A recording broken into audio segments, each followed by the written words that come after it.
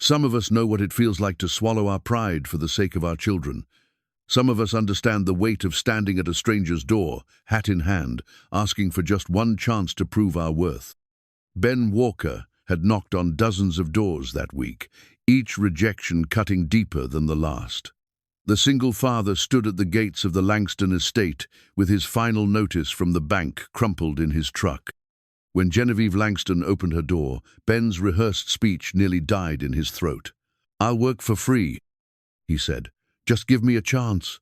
The wealthy woman studied him with eyes that seemed to see straight through to his soul. Something flickered across her face, recognition or hope she'd thought long buried.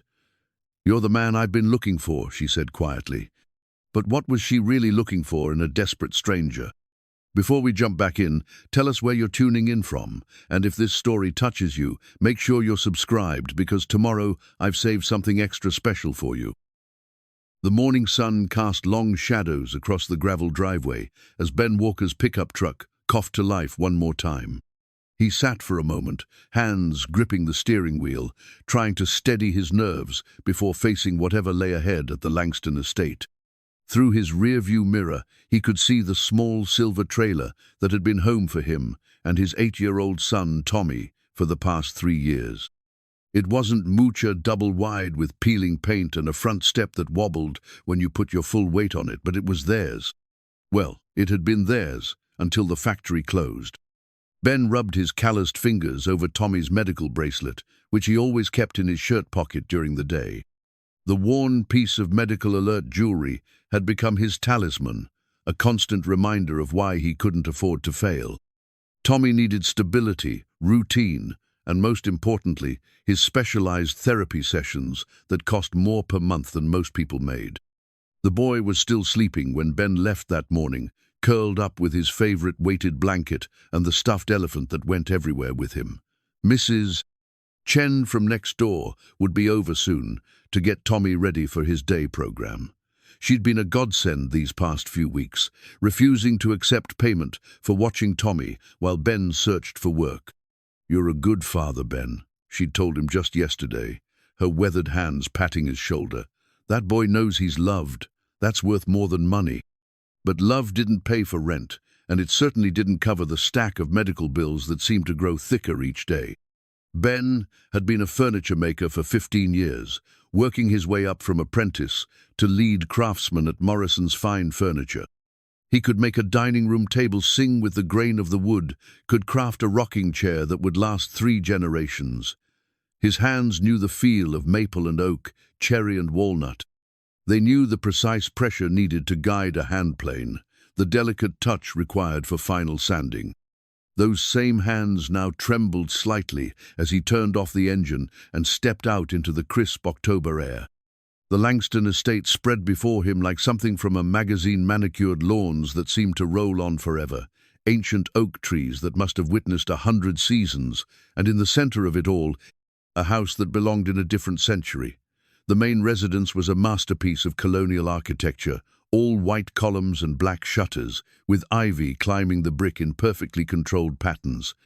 Ben had heard about Genevieve Langston around town. Everyone had. She was something of a local legend, the tech entrepreneur, who'd sold her software company for more money than most people could comprehend, then moved to their small Virginia town and purchased the old Henderson estate. Some said she was running from something in the city. Others whispered that she was just another rich, eccentric looking to play at country living. What everyone agreed on was that she kept to herself. Ben straightened his shoulders and walked up the curved stone path. His work boots resoled twice, but still solid made soft, crunching sounds on the fallen leaves. He'd worn his best flannel shirt, the blue one that Tommy said made his eyes look like the sky when it's happy. His jeans were clean, his hair combed back, but he still felt like he was wearing a costume to a play where he didn't know his lines. The front door was solid mahogany with brass fixtures that probably cost more than Ben made in a month back when he was making anything at all. He raised his hand to knock, then hesitated. What exactly was he going to say? How do you ask a stranger for work when you have nothing to offer but desperation and a willingness to try?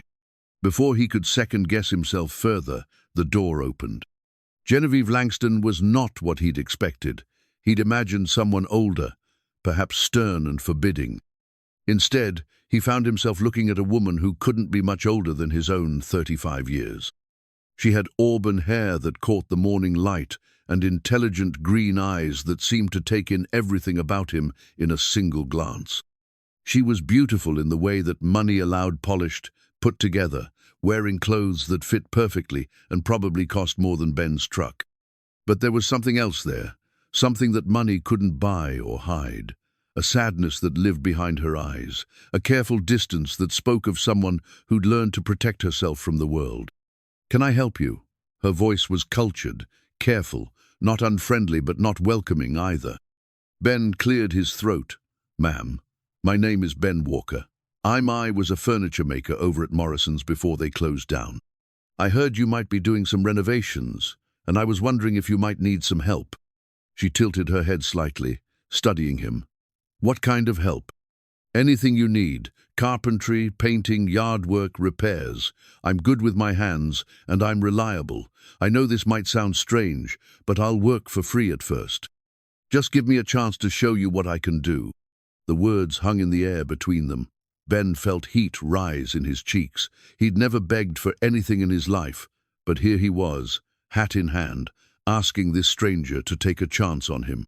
Genevieve's expression didn't change, but something shifted in her eyes. She looked at him more carefully now, taking in his worn but clean clothes, his calloused hands, the way he stood straight, despite the obvious difficulty of the moment. "Why?" she asked simply. Ben thought about lying, about crafting some story that would make him sound more dignified. Instead, he found himself telling the truth. "I have a son. He's 8, and he has autism. He needs his therapy, his routine. We're about to lose our home, and I can't let that happen to him. He's already lost too much." The silence stretched between them. A cardinal landed on the porch railing, bright red against the white columns, then flew away again. "You're the man I've been looking for," Genevieve said quietly. Ben blinked, certain he'd misheard. "Ma'am?" "I have a project," she continued, her voice taking on a businesslike tone. "A guest house that needs to be restored. It's been sitting unfinished for 2 years. I've had contractors look at it, but none of them understood what I wanted." She stepped back from the door, gesturing for him to follow. "Come, let me show you." Ben fell into step beside her as they walked around the main house. The grounds were even more impressive up, close everything carefully maintained, but with a naturalness that spoke of someone who understood that beauty shouldn't look forced. "I bought this property 3 years ago," Genevieve said as they walked. The main house was in good condition, but there were several outbuildings that needed work. "I had most of them renovated right away, but the guest house—" She paused, her step faltering slightly. The guest house was a special project. They rounded a corner, and Ben saw it. The structure was solid, a smaller version of the main house's colonial style, but it was clearly unfinished. Windows stood empty of glass, the front porch lacked railings, and scaffolding surrounded one side where work had obviously stopped mid-project. "It was going to be an art studio," Genevieve said, her voice softer now. "My husband was a painter, not professionally, just for pleasure, but he was quite talented. He had such plans for this space." The past tense wasn't lost on Ben. "Was?" "He died 2 years ago. Car accident." The words came out flat, matter of fact, but Ben could hear the carefully controlled emotion underneath. "I hired contractors to finish the work, but they didn't understand his vision. They wanted to make it practical, efficient. They didn't understand that some things are more important than practicality." Ben nodded slowly, looking at the building with new eyes. He could see the potential in the structure, the careful attention to proportions and details that spoke of someone who cared about more than just function. "What would you want me to do?" he asked. "Finish it," she said simply, the way he would have wanted it finished. Ben walked closer to the building, running his hands along the exposed framing. The work that had been done was solid, professional. Someone had started with care and attention to detail. "I'd need to see his plans," Ben said. "Understand what he was envisioning." "I have everything. Sketches, notes, even samples of materials he'd chosen. Genevieve's voice grew stronger as she spoke. I just need someone who can see beyond the obvious. Someone who understands that a building can be more than just wood and nails. Ben turned to face her. Mrs. Langston, I appreciate the opportunity, but I should be clear about something. I'm not a charity case. I may be down on my luck right now, but I do good work. If you hire me, it'll be because I can do the job right, not because you feel sorry for me. Something changed in her expression, surprise, perhaps, or respect. Fair enough, Mr. Walker, but I should be equally clear. This isn't a charity project for me either. This matters. This matters more than you can possibly understand right now. They stood there for a moment, sizing each other up. Two people who'd been knocked down by life in different ways, trying to figure out if they could trust each other with something fragile and important. When would you want to start? Ben asked. Tomorrow, if you're available, we can discuss wages. Let me work for a week first, Ben interrupted. Let me show you what I can do. If you're satisfied, then we'll talk about payment. Genevieve studied him for a long moment. You're not what I expected. Neither are you, Ben replied honestly. A small smile crossed her face, the first genuine expression he'd seen from her. I think this might work out, Mr. Walker. As Ben drove home that afternoon, Tommy's medical bracelet still warm in his pocket, he allowed himself to feel something he hadn't experienced in weeks: hope.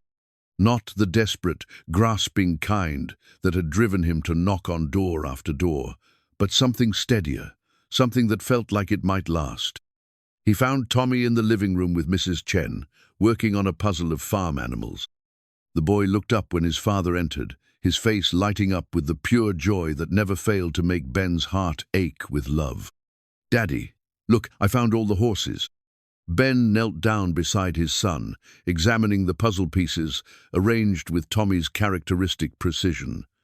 That's wonderful, buddy. You've been busy. Mrs. Chen gathered her things, patting Ben's shoulder as she passed. Good day? She asked quietly. I think so, Ben replied. I think it might have been a very good day. After she left, Ben sat with Tommy on the couch, watching as his son carefully placed the remaining puzzle pieces. The late afternoon light streamed through their small windows, highlighting the dust motes that danced in the air.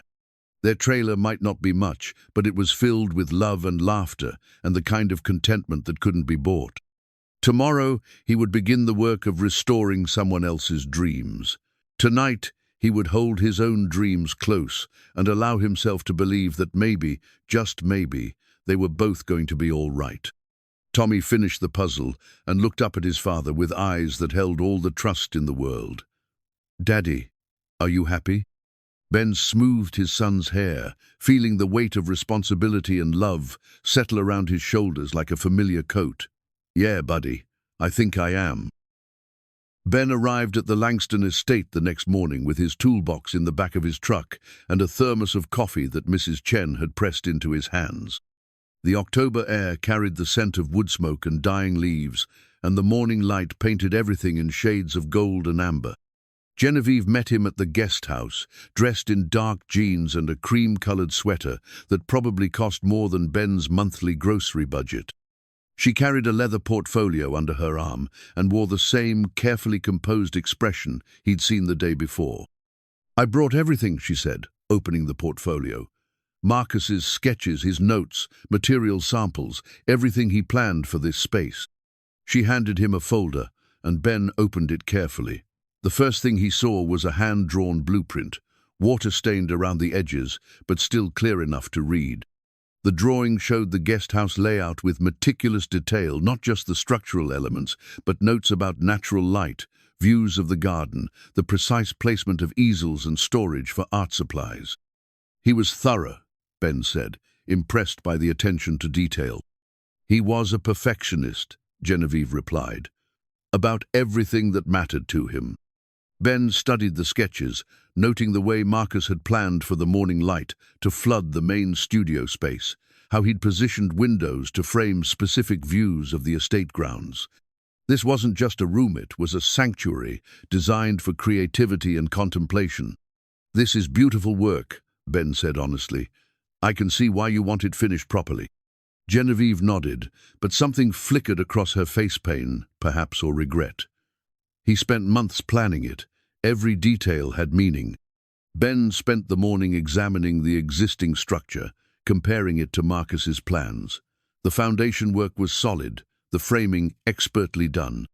Someone had started this project with real skill and attention to detail. As he worked, he became aware of Genevieve watching him from a distance, her arms wrapped around herself despite the mild weather. Around noon, Ben climbed down from the scaffolding, where he'd been examining the unfinished roof line. He found Genevieve sitting on the stone steps of the main house, staring at the guest house, with an expression he couldn't quite read. "Everything looks good structurally," he reported. "Whoever started this knew what they were doing. The electrical rough in is properly done, plumbing's in place. It's really just a matter of finishing work windows, flooring, trim, paint." "Marcus started it himself," she said quietly. "He wasn't a professional, but he was handy. Said he wanted to build his studio with his own hands." She paused, her fingers absently turning a thin gold chain around her neck. "He got the framework up, did most of the rough work. Then She stopped, unable to finish the sentence. Ben sat down beside her on the steps, maintaining a respectful distance.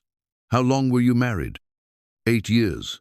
We met in college, got married right after graduation. He was getting his MBA while I was building my first software company."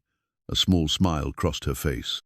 "He used to joke that he was married to a workaholic who spoke in code. Was he right?" "Completely." The smile faded. "I thought we had all the time in the world to slow down, to enjoy the life we were building. I kept saying next year or after this project. Marcus was the one who convinced me to buy this place, said we needed somewhere to remember what really mattered." Ben nodded, understanding the weight of regret in her voice. "He sounds like a wise man." "He was, and patient, probably too patient with me." She stood up abruptly. "I should let you get back to work. I have some calls to make." But as she turned to go, something made Ben call after her. "Mrs. Langston, would it be all right if I looked at more of his things, his tools, maybe some of his paintings? It might help me understand what he was trying to create here." She hesitated, and for a moment he thought she might refuse. Then she nodded. "His workshop is in the basement of the main house. I'll show you." The basement workshop was a revelation.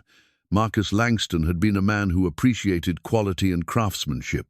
His tools were organized with military precision hand planes, arranged by size, chisels, sharp and clean, measuring tools that looked like they'd been cared for, like family heirlooms. But there was dust on everything, the kind of dust that accumulates when a space has been abandoned. "He spent hours down here," Genevieve said, her voice echoing slightly in the space. "Even after long days at his corporate job, he'd come down here to work with his hands, said it kept him grounded." Ben ran his fingers along a workbench that had been worn smooth by years of use.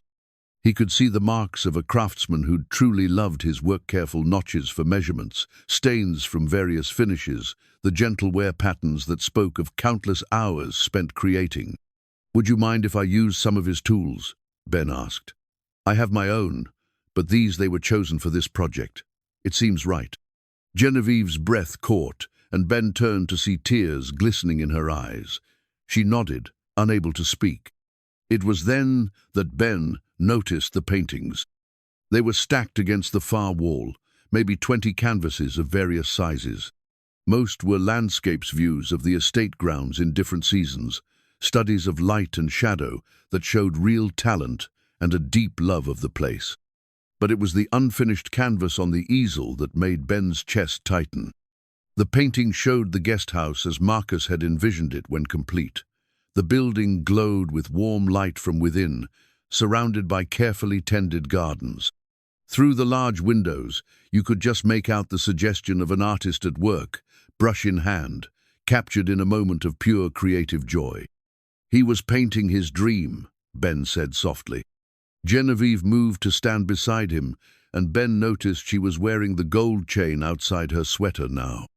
Hanging from it was a wedding ring, not her own, but a man's ring, worn with age and obviously precious beyond measure. "He started that painting the week before he died," she whispered. "I found him here that last morning, working on it before he left for his meeting in Richmond. He said he wanted to finish it as a surprise for me, to show me what the guest house would look like when it was done." The silence in the workshop felt heavy with grief and unfinished dreams. Ben understood now why the guest house had sat unfinished for 2 years, why Genevieve had been unable to let contractors complete the work. This wasn't just a build-in, it was a love letter left unfinished. "I keep thinking I should donate his art supplies," Genevieve continued, her voice barely above a whisper. "Someone else could use them, but I can't seem to. I can't let go." Ben studied the unfinished painting, seeing not just Marcus's vision, but the love that had inspired it. The guest house in the painting wasn't just a build-in, it was a symbol of the life he and Genevieve had planned together, a place where creativity and love could flourish. "Maybe," Ben said carefully, "the goal isn't to let go. Maybe it's to find a way to honor what he started, while still allowing something new to grow." Genevieve turned to look at him, her green eyes bright with unshed tears. "What do you mean?" "Finish the guest house the way he planned it, yes, but don't preserve it as a museum. Let it be what he wanted it to, be a place where art happens, where creativity lives. Maybe that's the best way to honor his memory." She was quiet for a long time, her fingers turning the ring on its chain. Finally, she nodded. "You understand," she said simply. "You understand what this means." Ben looked around the workshop one more time, taking in the careful organization, the quality tools, the paintings that spoke of a man who'd found joy in creating beauty. "I think I'm beginning to." As they climbed the stairs back to the main floor, Genevieve paused. "Mr. Walker-Benny, want you to know that this project, finishing Marcus's studio, it's not just about the building. It's about," she struggled for the words, "it's about whether I can find a way to live again instead of just existing." Ben nodded, understanding the weight of what she was entrusting to him. "Then we'll make sure we get it right." That evening, as Ben drove home to Tommy and their small trailer, he found himself thinking about unfinished dreams and the courage it takes to continue someone else's vision. In his shirt pocket, Tommy's medical bracelet seemed to pulse with the rhythm of his heartbeat, reminding him that he too had dreams worth fighting for. The guest house project was no longer just a job, it was a sacred trust, a chance to help someone heal while proving that he was worthy of the faith being placed in him. As he pulled into his driveway and saw Tommy's face in the window, bright with welcome, Ben knew that tomorrow would bring more than just construction work. Tomorrow, he would begin the delicate task of finishing what love had started. The next morning, Ben arrived at the estate carrying Marcus's hand-drawn blueprint in a plastic sleeve to protect it from the October drizzle. The water-stained paper had become his roadmap, each faded line and careful notation a glimpse into another man's vision. He'd spent the previous evening studying every detail, making notes in his own careful handwriting about materials and measurements. Genevieve was waiting by the guest house when he arrived, holding 2 steaming coffee mugs. She handed him one without a word, black, the way he'd mentioned he liked it the day before.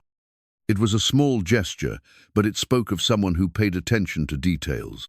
"I've been thinking about what you said," she began, watching as Ben spread the blueprint on the makeshift work table he'd set up, "about honoring what Marcus started while letting something new grow." Ben looked up from the plans. "And I want to be involved, not just as someone who signs, checks, and approves decisions. I want to learn, to understand what he was trying to create here." She paused, uncertainty flickering across her face. "If that's all right with you." Ben smiled. "Mrs. Langston, this was his dream. Having you involved in bringing it to life, I think he'd like that very much." They spent the morning going through Marcus's detailed notes together.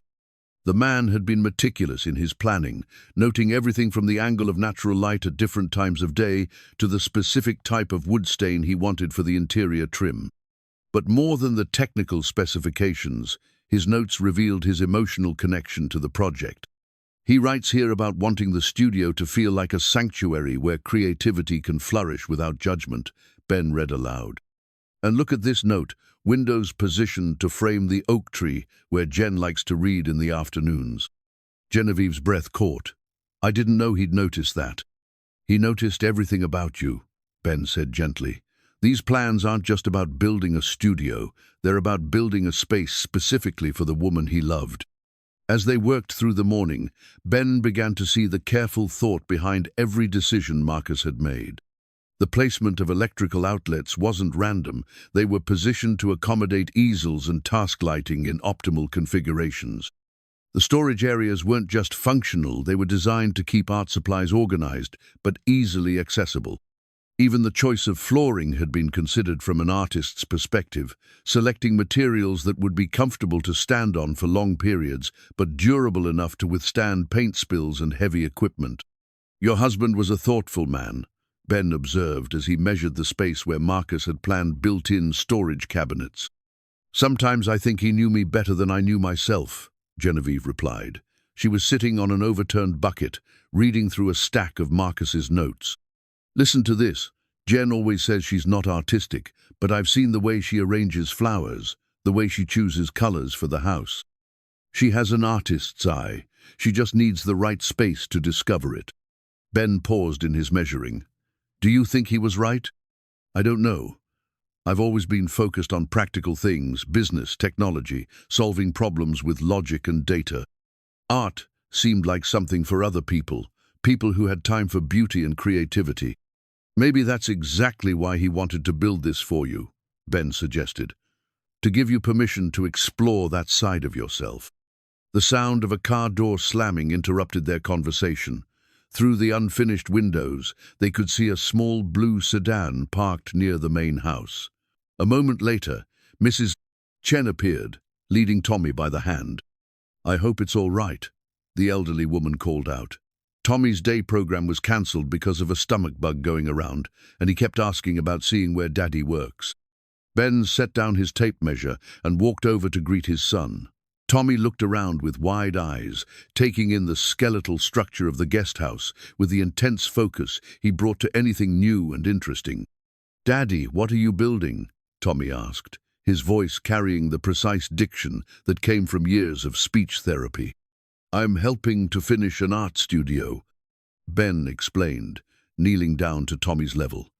Remember how you like to draw pictures? This is going to be a special place where someone can make really big pictures. Tommy nodded solemnly, then walked over to where Genevieve was sitting. He studied her with the same intensity he'd given the building. Are you the lady who owns the big house? He asked. I am, Genevieve replied, and Ben was touched to hear her adjust her tone to the gentle, clear way that worked best with Tommy. My name is Genevieve. You can call me Miss Jen if you'd like. Miss Jen, Tommy repeated, as if testing how the name felt. Do you like to draw pictures? I'm not very good at it, Genevieve admitted, but I'm hoping to learn. Tommy considered this seriously. Daddy says practice makes better, not perfect, because perfect is too hard, just better. Genevieve's eyes met Ben's over Tommy's head, and he saw something soft and wondering in her expression. That's very wise advice, Tommy. Mrs. Chen settled herself on the stone steps with a book, content to let Tommy explore while staying within sight. Ben returned to his work, but found himself watching as Tommy methodically examined every aspect of the construction site. The boy had a way of seeing details that others missed, and his questions, while sometimes unexpected, often revealed insights that adults overlooked. Why are there so many windows? Tommy asked, running his small hand along the frame of what would be the studio's main window. Because the person who designed this studio wanted lots of natural light, Ben explained. Light is very important for making art. Like how I need the good light to do my puzzles. Exactly like that.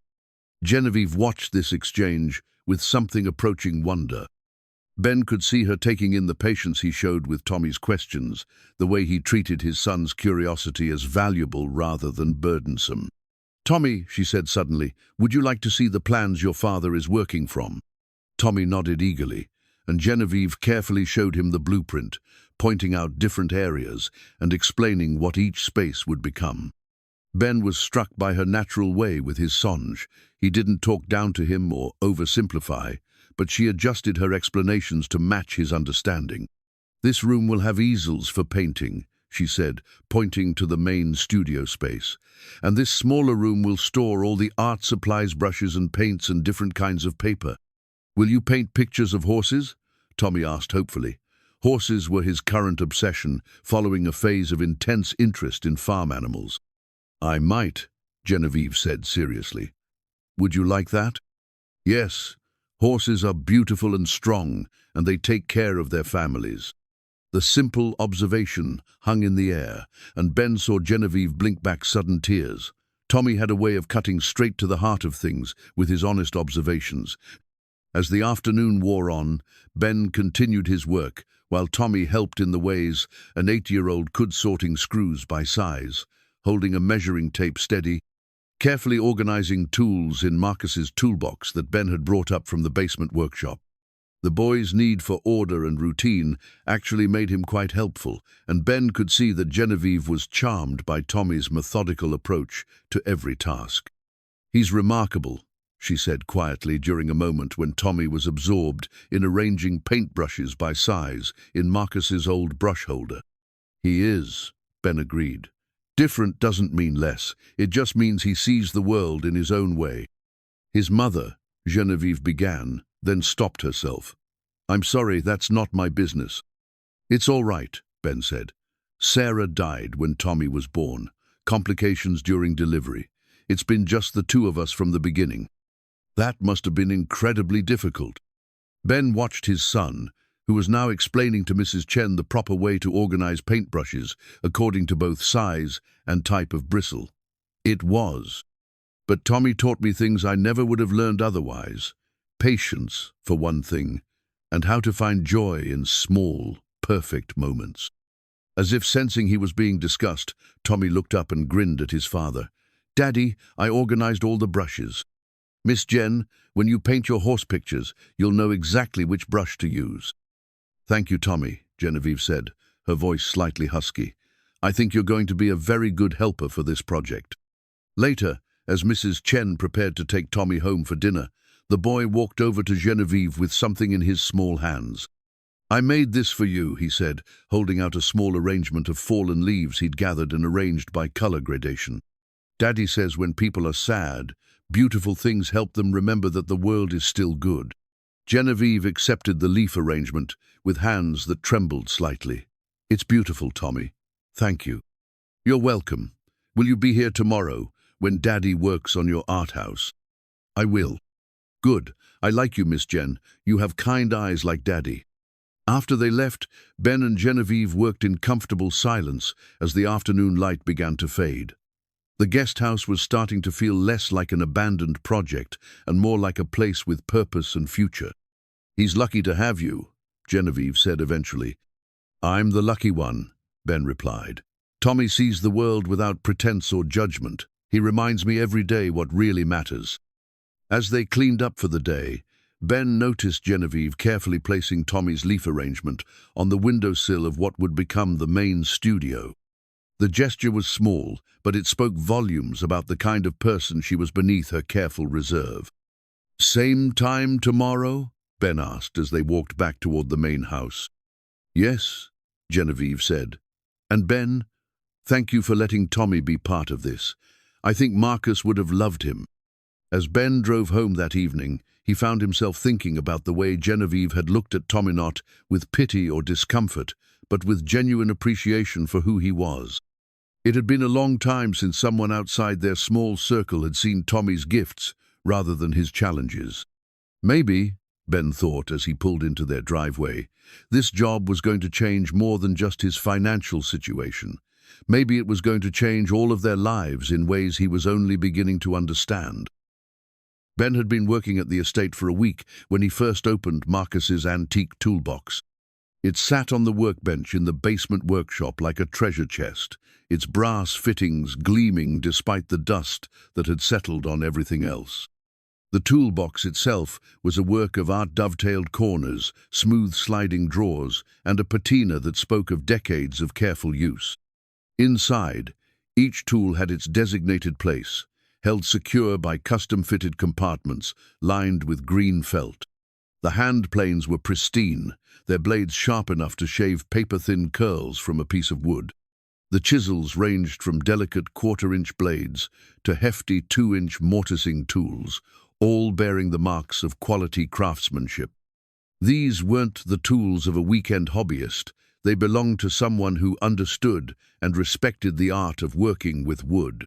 He researched every purchase for months, Genevieve said, appearing at Ben's shoulder as he reverently lifted a shoulder plane from its fitted compartment.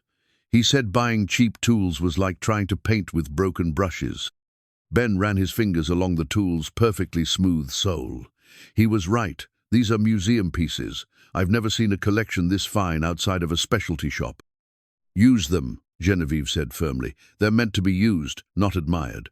Marcus would be horrified to think they were sitting here gathering dust while his studio remained unfinished. Over the following days, Ben found himself developing an almost spiritual connection to Marcus's tools.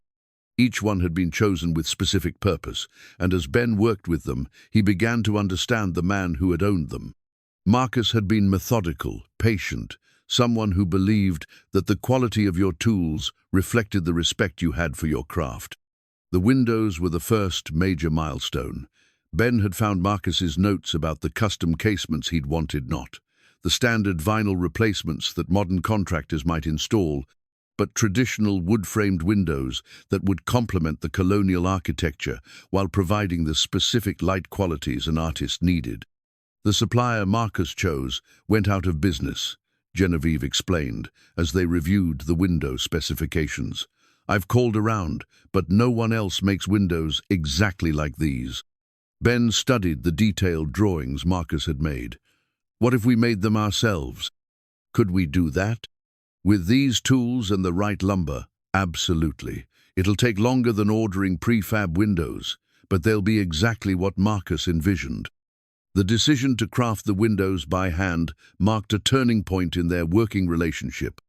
Genevieve began spending her mornings at the guest house, learning to use some of Marcus's simpler tools while Ben worked on the more complex joinery. She had an intuitive understanding of proportions and design that surprised them both. I never thought I had any artistic ability, she said one morning as she carefully sanded a window mullion. But there's something satisfying about creating something beautiful with your hands. Marcus saw that in you. Ben replied, planing the edge of a window rail with one of Marcus's perfectly tuned planes. His notes are full of observations about your eye for design, your appreciation for quality and beauty.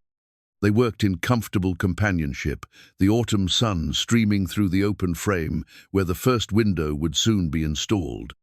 Ben found himself looking forward to these morning collaborations almost as much as the actual construction work. Genevieve had a quick mind and steady hands, and she asked thoughtful questions that helped him think through problems from new angles. Tommy had become a regular visitor to the worksite after school.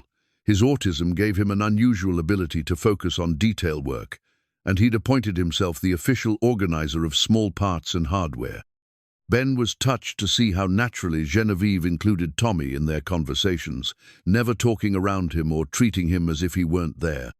"Tommy, what do you think about this joint?" she asked one afternoon, showing him where Ben had fitted a complex mortise and tenon connection. "Does it look strong enough?" Tommy examined the joint with his characteristic intensity. "It looks like puzzle pieces that fit perfectly," he pronounced. "Daddy makes good puzzles." "Yes, he does," Genevieve agreed, and the warmth in her voice made Ben's chest tighten with an emotion he wasn't quite ready to name. The first real test of their partnership came when they encountered a problem Marcus's plans hadn't anticipated. The foundation had settled slightly over the 2 years since construction had stopped, throwing off some of the measurements for the interior framing.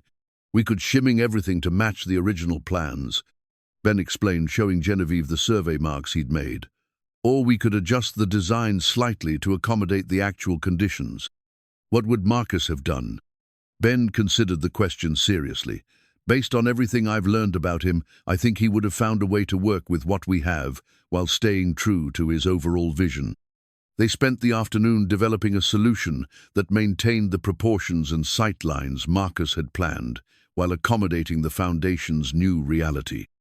It required subtle adjustments to several elements, but the end result would actually improve the natural light flow into the main studio space. "You know," Genevieve said as they reviewed their modified plans, "I think Marcus would approve. He always said the best solutions were the ones that turned problems into opportunities." The work was progressing faster than Ben had expected, partly because of Genevieve's involvement and partly because Marcus's careful planning had eliminated many of the usual delays and complications. But it was also becoming clear that this was more than just a construction project for both of them. One morning in early November, Ben arrived to find Genevieve already at the worksite, standing in what would become the main studio space and looking out through the newly installed windows. She was wearing jeans and an old sweater, her hair pulled back in a practical ponytail, and she looked more relaxed than he'd ever seen her. "I dreamed about this room last night," she said without turning around.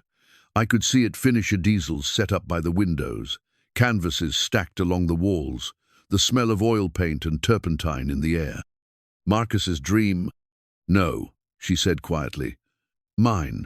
The admission hung between them, loaded with implications neither was quite ready to explore. Ben busied himself setting up his tools, giving Genevieve space to process whatever she was feeling. "I've been thinking about what Tommy said," she continued. "About practice making things better, not perfect. I'd like to try painting again." "Again?" "I took art classes in college before I got swept up in business school and technology and making money." She turned to face him, her expression thoughtful. "I was never very good at it, but I enjoyed it. I'd forgotten that you could enjoy something without being good at it." "Maybe that's part of what Marcus was trying to give you," Ben suggested. "Permission to try things without pressure to be perfect." As November progressed, their daily routines at the guest house took on a comfortable rhythm. Mornings were for construction work, with Genevieve learning new skills while Ben tackled the more complex carpentry. Afternoons, when Tommy arrived from school, became times for lighter tasks and conversation. Ben found himself sharing stories about his life before Tommy, about his apprenticeship as a furniture maker and the satisfaction he'd found in creating pieces that would last for generations.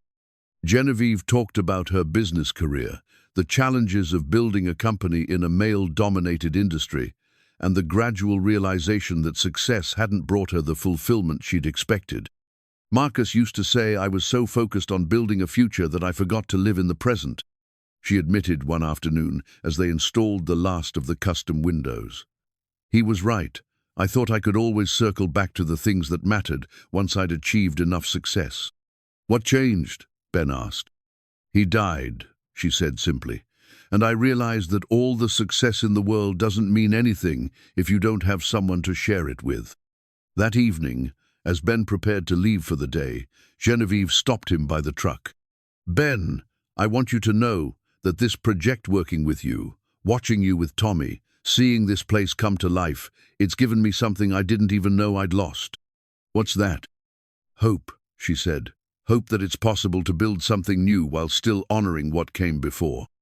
As Ben drove home, he found himself thinking about the subtle changes he'd observed in Genevieve over the past few weeks. The carefully controlled reserve was still there, but it was softening around the edges.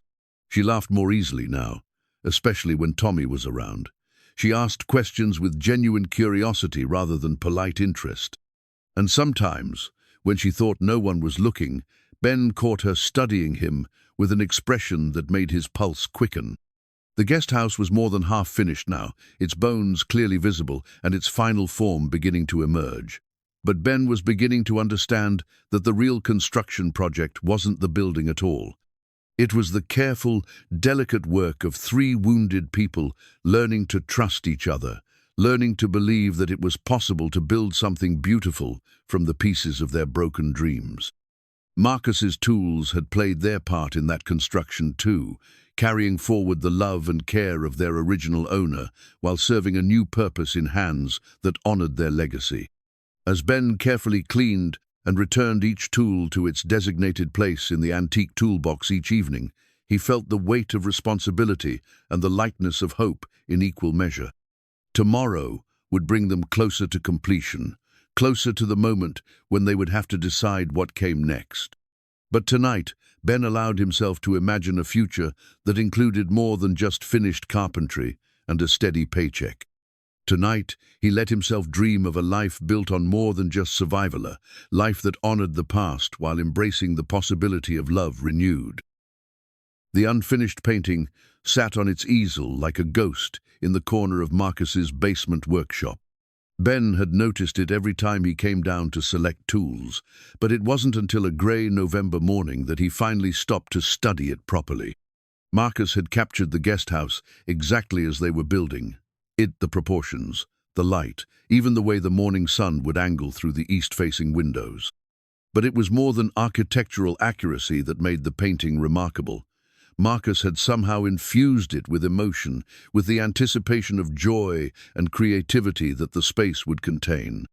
The brushstrokes were confident but not overworked, showing the hand of someone who painted for love rather than recognition. He started that 3 days before he died. Genevieve's voice came from behind him. Ben turned to find her standing at the foot of the stairs, her face shadowed with the familiar mix of grief and longing he'd learned to recognize. "It's beautiful," Ben said honestly. He had real talent. He never thought so, always said he was just a businessman who played with paint on weekends. Genevieve moved closer to the easel, her fingers hovering near the canvas without quite touching it. "I used to tell him he should show his work, maybe have a little exhibition at the local gallery. He'd just laugh and say his art was for joy, not judgment." Ben looked at the painting again, seeing it through new eyes. "Maybe that's the best kind of art. I've been thinking about what you said about finishing what he started while letting something new grow." Genevieve's voice was thoughtful, careful. "What if we completed the painting together? I could try to finish what he began." The suggestion hung between them, loaded with significance that went far beyond art. Ben understood that this wasn't just about completing a canvas, it was about Genevieve finding the courage to create something of her own while honoring Marcus's memory. "Do you think you're ready for that?" he asked gently. "I don't know, but I think Marcus would want me to try." That afternoon, when Tommy arrived from school, he found them setting up a makeshift art station in the guest house's main room. Genevieve had brought down some of Marcus's paints and brushes, and Ben had positioned the easel to catch the same light that had inspired the original painting. "Miss Jen, are you going to paint a picture?" Tommy asked with the direct curiosity that made adults either uncomfortable or charmed. Genevieve, Ben was relieved to note, fell into the latter category. "I'm going to try," she said. "Your daddy suggested I might finish a painting that someone else started." Tommy nodded seriously. "Sometimes when I can't finish my puzzles, Mrs. Chen helps me. She says 2 people can make something better than 1 person alone." "That's very wise, Tommy," Genevieve said, and Ben saw her glance at him with something that might have been hope. Watching Genevieve paint was like watching someone rediscover a lost language. Her first strokes were tentative, uncertain, but as she began to add details to Marcus's foundation, confidence crept into her movements. She had an intuitive understanding of color and light that surprised them both. "I'd forgotten how peaceful this could be," she murmured, adding subtle highlights to the windows Marcus had sketched in. "When I was painting in college, it was the only time my mind got completely quiet." "Maybe that's what Marcus was trying to give you," Ben suggested, "a way back to that quiet place." Tommy appointed himself the official paint organizer, arranging colors in careful gradations that somehow made perfect sense. His autism gave him an unusual ability to see patterns and relationships that others missed, and Ben was touched to see how naturally Genevieve incorporated his suggestions into her work. "Tommy thinks this yellow needs to be warmer," Genevieve said, mixing a tiny amount of orange into the paint on her palette. "He's right. The light in the morning is golden, not lemony." As the afternoon progressed, Ben found himself dividing his attention between his carpentry work and the quiet scene of Genevieve painting, while Tommy offered his precise observations about color and light. There was something deeply peaceful about the combination of sounds, the whisper of brush against canvas, the gentle tap of his hammer, Tommy's soft humming as he organized supplies. It was during one of these companionable silences that Ben's phone rang. The number was unfamiliar, but the voice that greeted him when he answered made his blood run cold. "Mr. Walker, this is Jennifer Morrison from the law firm of Morrison Clark Associates. I represent Mr. and Mrs. David Patterson regarding their grandson, Thomas Walker." Ben stepped outside, his heart hammering against his ribs. Tommy's maternal grandparents had been absent from their lives since Sarah's funeral, when they'd made it clear they blamed Ben for their daughter's death. He'd hoped their silence meant they'd moved on. "What can I do for you, Miss Morrison?" he managed to say. "My clients are concerned about Thomas's living situation. They've become aware that you've recently lost your employment and may be facing financial difficulties. They wanted to explore options for ensuring Thomas's stability and well-being." The legal language didn't disguise the threat. Ben closed his eyes, feeling the weight of the life he'd built with Tommy suddenly precarious. "Tommy is fine. We're fine. I have work now. Temporary work, from what we understand. Mr. and Mrs.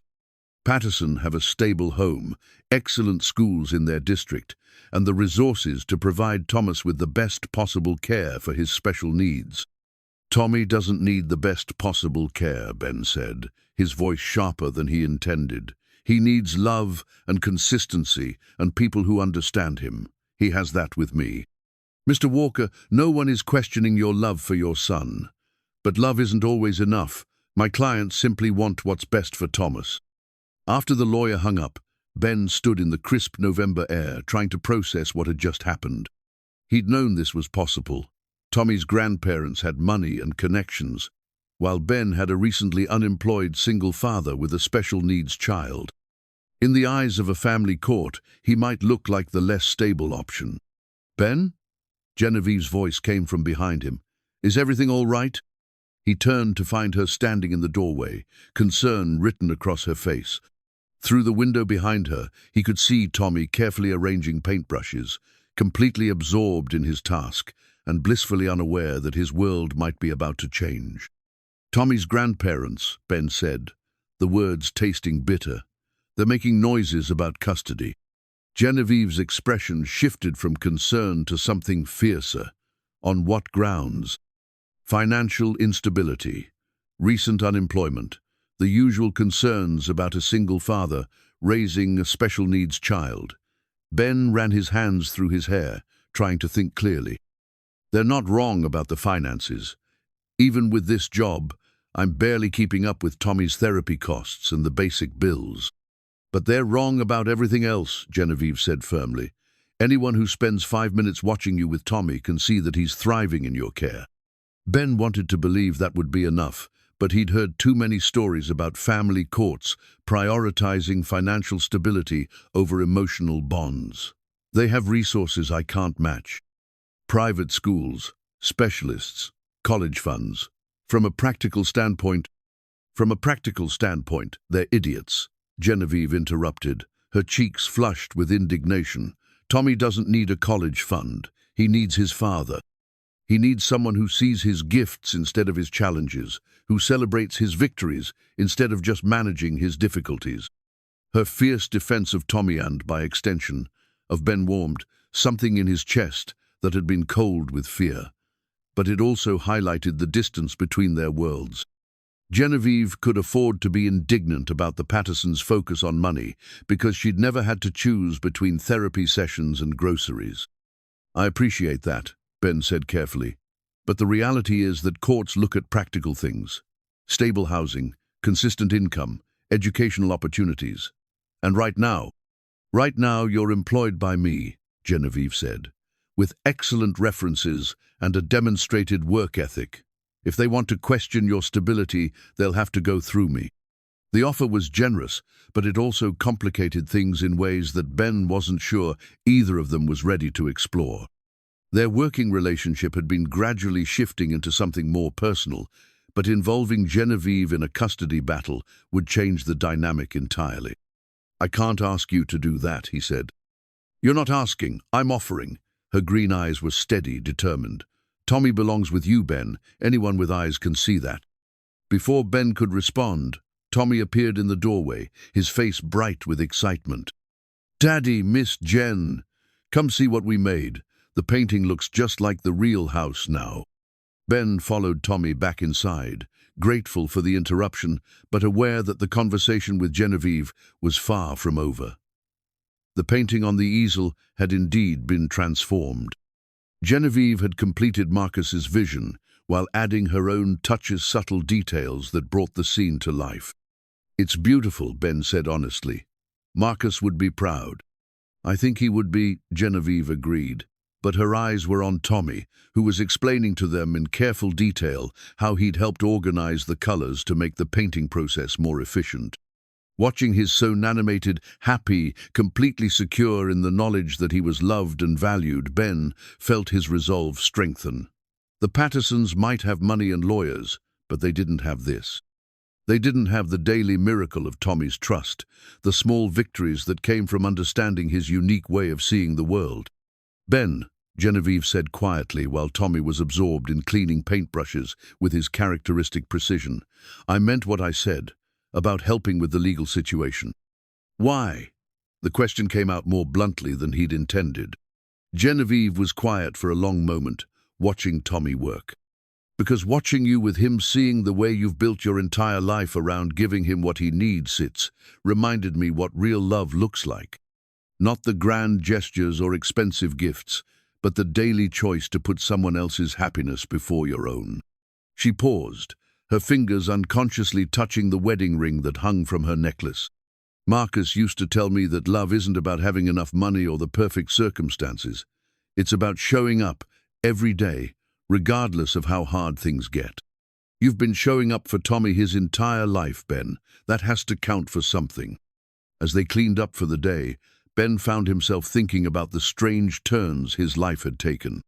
A month ago, he'd been a desperate man knocking on doors, willing to work for free just to keep his son's world stable. Now he was caught between the growing warmth of unexpected connection and the cold fear of losing everything that mattered. The painting stood on its easel, a symbol of completion and new beginnings. But Ben was beginning to understand that some things couldn't be finished with brushes and paint. Some things required the kind of courage that had nothing to do with artistic talent and everything to do with faith in the possibility of love. The custody papers arrived on a Tuesday morning, delivered by a process server who looked apologetic as he handed Ben the manila envelope outside the guest house. Ben's hands shook slightly as he read the legal language that reduced his life with Tommy to a series of allegations and concerns. Inadequate housing, financial instability, inability to provide optimal educational opportunities. Genevieve found him sitting on the stone steps of the main house an hour later, the papers scattered around him like autumn leaves. She took one look at his face and sat down beside him without a word. 60 days, Ben said, his voice hollow. "I have 60 days to prove I can provide a stable home environment, or they get temporary custody pending a full hearing."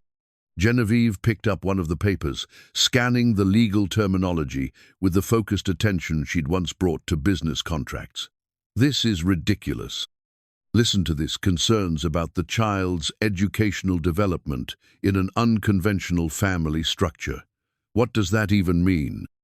"It means they think Tommy would be better off with grandparents who can afford private schools and live-in tutors than with a father who loves him but works with his hands."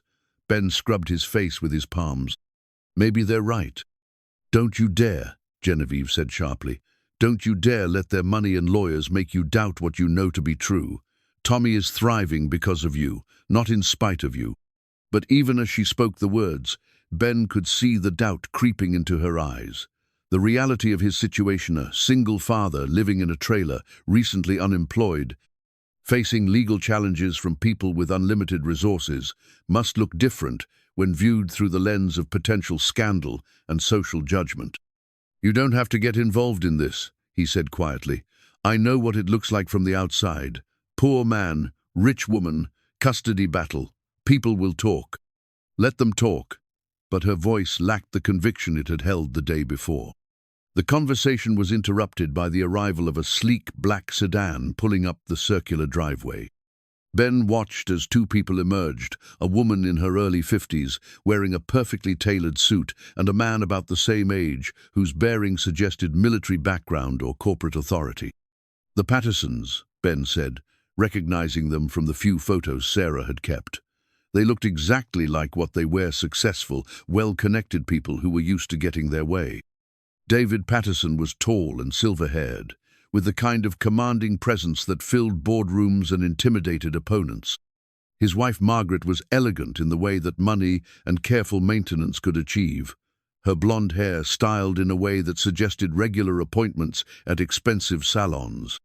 They walked up to the guest house with the confidence of people who owned whatever space they entered.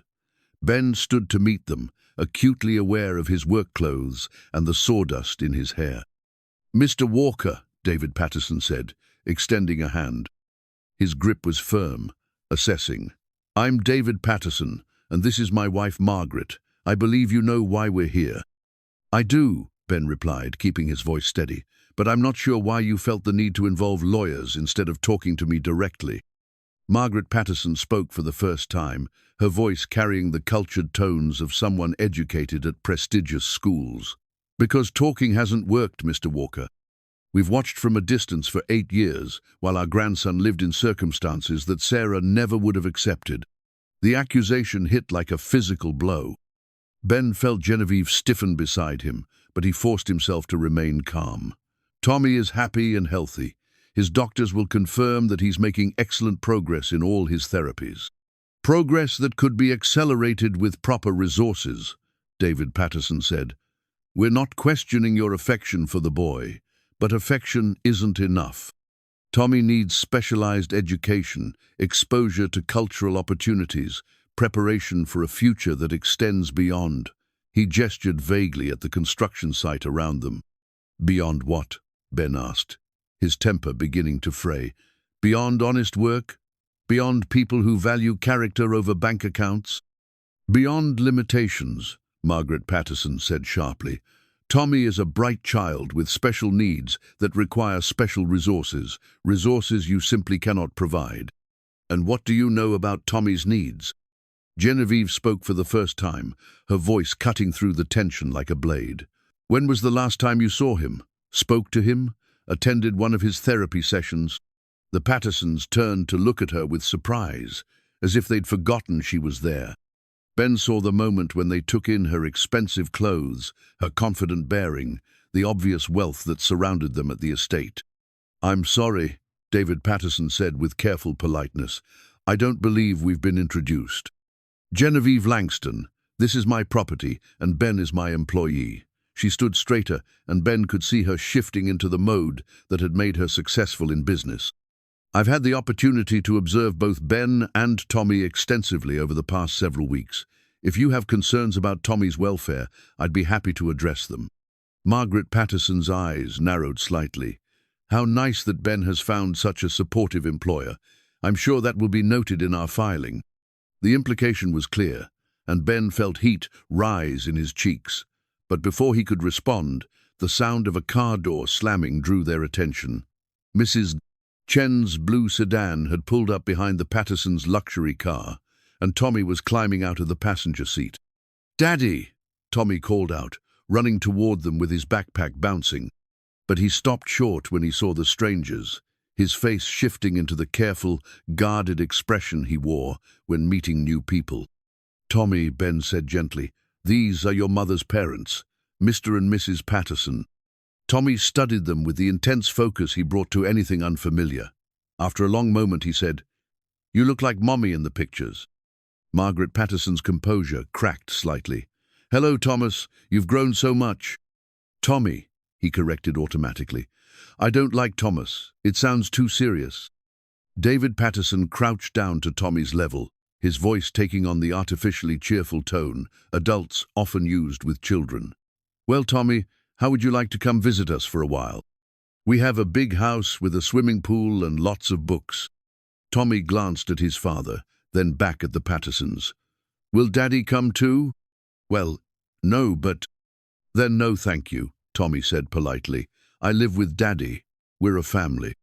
The simple declaration hung in the air, and Ben saw something shift in both Pattersons' expressions. For the first time, they were seeing Tommy not as an abstract child in need of rescue, but as a real person with his own feelings and attachments. "Tommy," Margaret Patterson said, her voice softer now. "We just want what's best for you. We want to make sure you have every opportunity." "I have opportunities," Tommy interrupted, which was unusual for him. He rarely contradicted adults. "I have my therapy with Dr. Martinez and my day program, and Mrs. Chen teaches me to cook, and now I have Miss Jen, who's teaching me about art." He looked at Genevieve with obvious affection. "We're painting a picture together." "That's wonderful, sweetheart," Margaret said, but Ben could see the calculation in her eyes. She was taking note of every detail, every relationship that could be used in court. After the Pattersons left with polite but unmistakable threats about seeing everyone in court, Ben found himself sitting alone in the unfinished guest house. Tommy was inside with Mrs. Chen, working on homework, and Genevieve had retreated to the main house to make some phone calls. When she returned an hour later, her expression was troubled. "I've been thinking," she said, settling beside him on the makeshift bench he'd built from sawhorses and a plank, "about what this custody battle might mean, for all of us." Ben's stomach clenched. "You're reconsidering getting involved?" "I'm considering what's best for Tommy," she said carefully. "Ben, you know I think you're an excellent father, but I also know how these things work. The Pattersons have money and influence. They'll hire investigators, dig into every aspect of your life, and mine too if I'm supporting you." The words she wasn't saying hung between them. Genevieve had wealth and status to protect. A custody battle involving her employee would inevitably attract attention, speculation, gossip that could damage her reputation in ways that might never be repaired. "I understand," Ben said, and he did. He'd been foolish to think that their growing connection could survive the harsh realities of legal warfare and social scrutiny. "Do you?" Genevieve asked. "Because I'm not sure I do. 6 weeks ago, I was living in a house full of memories, going through the motions of life without really living. Then you knocked on my door, and suddenly I remembered what it felt like to hope for something more than just getting through another day." She turned to face him, her green eyes bright with unshed tears. "But hoping and fighting are different things, and fighting the Pattersons means putting everything I've built here at risk." Ben nodded, understanding the impossible position he'd put her in. "You don't owe me anything, Genevieve. You've already given me more than I had any right to expect." As they sat in the gathering dusk, the guest house around them nearly complete, but their future together suddenly uncertain, Ben realized that some renovations couldn't be finished with tools and determination alone. Some required a kind of courage that had nothing to do with carpentry and everything to do with faith in the possibility that love might be stronger than fear. The custody papers lay on the workbench where he'd left them, a reminder that in 60 days, everything he'd built with Tommy might be torn apart by people who measured love in dollars and opportunities in privilege. But for tonight, he had this moment: the smell of fresh wood shavings, the sound of Tommy's laughter drifting from the main house, and the memory of Genevieve's hand in his as they'd worked together to create something beautiful. Tomorrow would bring lawyers and strategies and the grinding machinery of the legal system. Tonight, he would hold on to hope and try to believe that sometimes love really was enough. Ben was organizing Marcus's tools when he found the letter. It had slipped down between the felt lining and the wooden bottom of the toolbox's smallest drawer, hidden for over 2 years in the one place Genevieve rarely looked. The envelope was cream-colored paper, expensive quality, with "My darling Jen" written across the front in Marcus's careful handwriting. For a moment, Ben considered putting it back, pretending he'd never found it. This was clearly private, meant for Genevieve's eyes alone. But something about the way it had been hidden, deliberately placed where only someone using the tools regularly would discover it, made him hesitate. He climbed the stairs from the basement workshop and found Genevieve in the main studio space of the guest house, putting the finishing touches on their collaborative painting. The late November light streaming through the windows she and Ben had crafted together gave her auburn hair a golden sheen. "Genevieve," he said quietly, "I found something." She looked up from the canvas, a small smile playing at her lips. "Another one of Marcus's detailed notes about proper wood grain orientation." "No," Ben held out the envelope, watching as her expression shifted from mild curiosity to recognition to something that might have been fear. Her hands trembled slightly as she took the letter. "Where did you find this?" "Hidden in the bottom of the tool drawer. I think Marcus wanted it to be discovered by whoever finished his work." Genevieve stared at the envelope for a long moment, as if it might contain something dangerous. "I'm not sure I'm ready to read this. Would you like me to leave you alone?" She looked up at him, her green eyes wide with uncertainty. "No, stay, please." With careful fingers, she opened the envelope and unfolded the pages inside. Ben could see Marcus's handwriting, covering both sides of 3 sheets of paper. Genevieve's eyes moved across the lines, and Ben watched a complex series of emotions cross her face: love, grief, surprise, and something that looked almost like relief. "He knew," she whispered after several minutes of silence. "He knew about his heart condition. The doctors had told him it was serious, possibly fatal, but he never told me." Ben felt his chest tighten. "What does he say?" Genevieve's voice was shaky as she began to read aloud. "My dearest Jen, if you're reading this, then I'm gone and someone else is using my tools to finish our studio. I hope that person understands what this place means to us, what it was always meant to become." She paused, looking up at Ben with tears in her eyes. He goes on to explain about his diagnosis, about why he didn't tell me. He says he didn't want our last months together to be overshadowed by fear and sadness. "That sounds like something he would do," Ben said gently, "from everything you've told me about him." Genevieve continued reading, her voice growing stronger. "But this letter isn't really about me, my darling. It's about you and the life you need to build after I'm gone. I know you, Jen.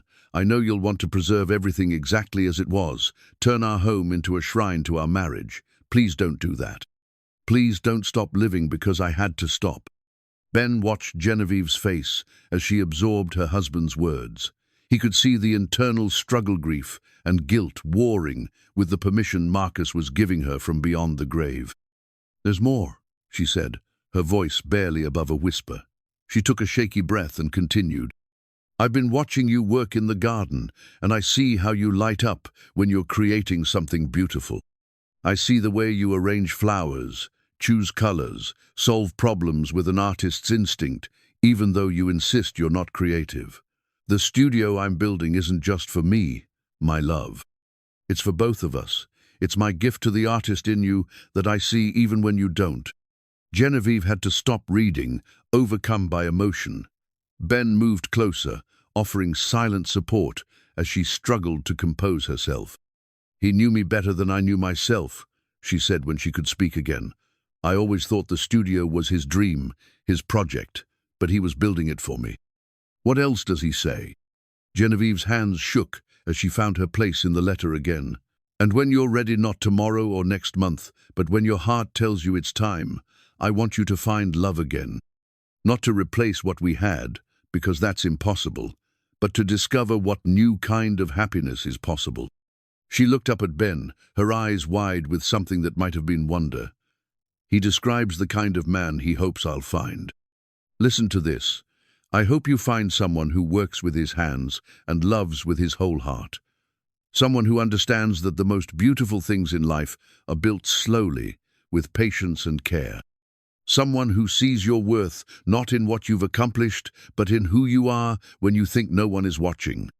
The words hung between them like a bridge neither was quite ready to cross. Ben felt his pulse quicken as he recognized himself in Marcus's description, but he also felt something else, a sharp stab of doubt. "Ben," Genevieve said softly, "when you first came to my door, when I said you were the man I'd been looking for—" "You'd already read this letter," Ben said, the realization hitting him like a physical blow. "You hired me because I fit Marcus's description." "No," Genevieve said quickly. "I mean, yes, I had read parts of it before, but not this part. I only read the first page, about his diagnosis and his love for me. I couldn't finish it then. It was too painful." But Ben was already stepping back, the tools in his hands suddenly feeling foreign and unwelcome. "So everything, this job, this project, whatever this is between yous, it's all because I happen to match your dead husband's checklist for your next relationship. That's not how it happened, Genevieve protested, but her voice lacked conviction. Ben, please, let me explain. What's to explain?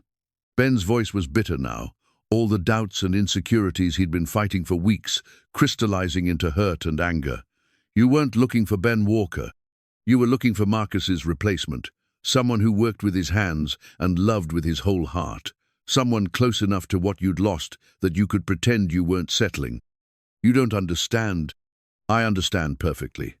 Ben set down the tools he'd been holding with careful precision, his movements deliberate and final. I understand that every conversation we've had, every moment I thought we were connecting, you were just checking off boxes on your dead husband's list.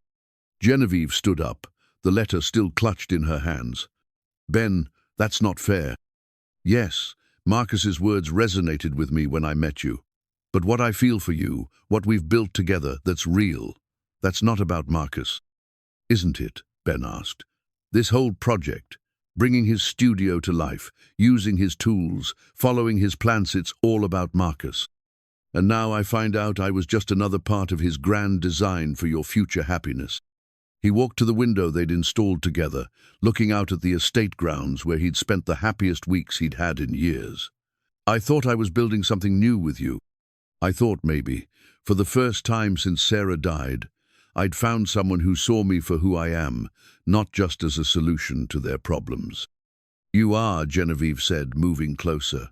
Ben, you have to believe me. Whatever brought you to my door, what I feel for you now has nothing to do with Marcus's letter. But Ben was already shaking his head. I can't do this, Genevieve. I can't be someone's second choice, someone's safe option recommended by their dead husband. I've spent my whole life trying to be worthy of love on my own merits. I won't settle for being a consolation prize, even one chosen by someone as good as Marcus apparently was. He walked to the door, then turned back. I'll finish the guest house. I gave you my word on that, and I keep my promises. But after that, I think it's best if we keep our relationship professional. Ben, please. I need some time to think, he said, about all of this, about what's real and what's just wishful thinking. As Ben drove home that evening, Marcus's letter seemed to burn in his memory. Every word of it made sense. Every observation about the kind of man Genevieve needed was accurate. But that was exactly the problem. He didn't want to be the man Marcus had ordered for Genevieve like a piece of custom furniture. He wanted to be the man she chose for herself, independent of anyone else's recommendations or requirements. The custody battle suddenly seemed like the least of his problems. He could fight the Pattersons with lawyers and character witnesses and documentation of Tommy's happiness and progress. But how did you fight a ghost? How did you compete with a dead man's perfect understanding of the woman you were falling in love with? When he arrived home, Tommy was waiting by the window as always, his face lighting up at the sight of his father. "Daddy, did you finish the pretty house today?" "Almost, buddy," Ben said, pulling his son into a fierce hug. "Almost finished." But as he held Tommy close, Ben realized that some things, once broken, couldn't be repaired with all the skill and tools in the world. Some things required a different kind of craftsmanship altogether, the delicate art of building trust in love that was freely given rather than carefully prescribed. The letter had changed everything, and Ben wasn't sure if what he and Genevieve had been building together could survive the weight of Marcus's loving, well-intentioned manipulation from beyond the grave. 3 weeks of silence stretched between Ben and Genevieve like a chasm that grew wider with each passing day. Ben continued working on the guest house, arriving early and leaving as soon as his contracted hours were complete. Genevieve kept to the main house, though he sometimes caught glimpses of her watching from the windows, her face shadowed with what looked like regret. The guest house was nearly complete, now windows installed, floors finished, the built-in storage cabinets crafted exactly to Marcus's specifications. It was beautiful work, some of the best Ben had ever done, but it felt hollow without the collaborative joy that had marked their earlier efforts. Tommy noticed the change immediately. "Why doesn't Miss Jen come to see us anymore?" he asked one afternoon as Ben packed up his tools. "Did we make her sad?" "No, buddy," Ben said, his heart aching at his son's confusion. Miss Jen isn't sad because of us. Sometimes grown-ups just need space to figure things out. But even as he said the words, Ben wasn't sure he believed them. Maybe they had made her sad. Maybe the discovery of Marcus's letter had forced her to confront the reality that her feelings for Ben were based on her dead husband's prescription rather than her own heart. The custody hearing was scheduled for the following Monday, and Ben's lawyer had warned him that the case wasn't looking good. The Pattersons had hired a team of attorneys and child psychologists who were painting a picture of Ben as a well-meaning but ultimately inadequate guardian. They had documentation of every missed therapy session due to work conflicts, every time Tommy had to stay late at his day program because Ben couldn't pick him up on time, every financial struggle that had impacted their stability. "They're not saying you're a bad father," his lawyer, a kind woman named Sarah Chen, who Mrs. Chen had recommended, explained during their final preparation meeting. "They're saying Tommy deserves better opportunities than you can provide. And legally, that might be enough." It might be. Family courts prioritize the best interests of the child, and if the Pattersons can demonstrate superior resources, educational opportunities, and stability. She shrugged apologetically. Love matters, but it's not always enough in the eyes of the law. Ben spent that weekend trying to prepare Tommy for the possibility that their life together might change dramatically. But how do you explain to an 8-year-old with autism that strangers in suits might decide he belonged somewhere else? "Tommy," he said on Sunday evening as they sat together on their small couch, "you know how sometimes things change even when we don't want them to." Tommy nodded seriously, "Like when my day program teacher moved away." "Right. Well, there might be some changes coming for us too. Some people think you might be happier living in a different house." Tommy's face scrunched up in the expression he wore when trying to process something that didn't make sense. "But I'm happy here, with you." "I know you are, buddy, and I'm happy with you too. But sometimes other people think they know what's best for us better than we do." "That's silly," Tommy said with the blunt honesty that cut straight to the heart of things. "Nobody knows me better than you do." Monday morning dawned grey and drizzling, matching Ben's mood as he helped Tommy get ready for school. Mrs. Chen would pick the boy up afterward and keep him until the hearing was over one way or another. "Will you be here when I get home?"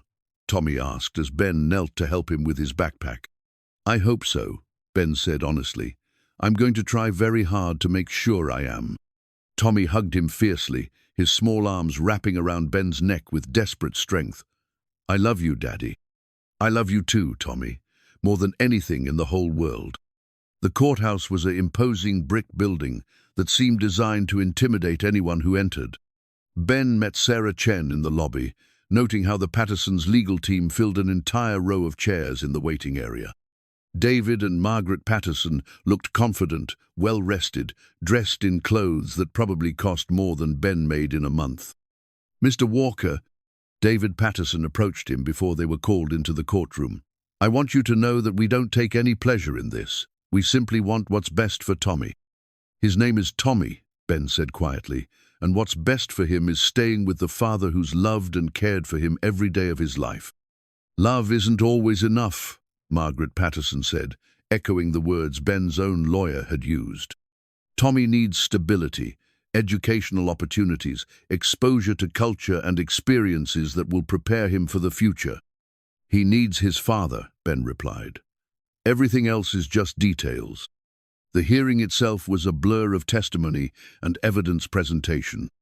The Pattersons' lawyers painted a picture of Ben as loving but ultimately limited a man, whose financial struggles and educational background made him unsuitable to guide a gifted child with special needs. They presented reports from expensive specialists, recommendations for private schools that catered to children with autism, projections of Tommy's potential if given access to unlimited resources. Ben's lawyer did her best to counter with evidence of Tommy's happiness and progress under his father's care. She presented glowing reports from Dr. Martinez about Tommy's emotional development, testimony from Mrs. Chen about the loving home environment Ben had created, documentation of every therapy session attended and milestone achieved. But Ben could see the judge, weighing practical concerns against emotional bonds, measuring love against opportunity, in ways that reduced his relationship with Tommy to data points and statistics. It was during the afternoon recess that Ben saw her. Genevieve stood in the courthouse lobby, dressed in a navy suit that spoke of both wealth and serious purpose. She was talking to a man in an expensive overcoat, clearly another lawyer, given the briefcase and the way he carried himself with professional authority. Ben's heart lurched at the sight of her, despite everything that had happened between them, despite the hurt and confusion of the past 3 weeks. Seeing her there felt like a lifeline thrown to a drowning man. She looked up and caught his eye across the crowded lobby. For a moment, they simply stared at each other, 3 weeks of silence and misunderstanding stretching between them like a physical barrier. Then she was walking toward him, her heels clicking against the marble floor with determined precision. "Ben," she said when she reached him, "I know you probably don't want to see me right now, but I couldn't let this happen without." "What are you doing here?" he interrupted, acutely aware of the Pattersons and their legal team watching from across the lobby. "I'm here to testify on your behalf," she said simply, "if you'll let me." Ben felt his lawyer appear at his elbow. "Mr. Walker, we need to discuss." "Sarah Chen," Ben said automatically. "This is Genevieve Langston. Genevieve, my attorney." The two women shook hands, and Ben saw his lawyer's eyes widen slightly as she recognized the name. Everyone in their small Virginia town knew who Genevieve Langston was.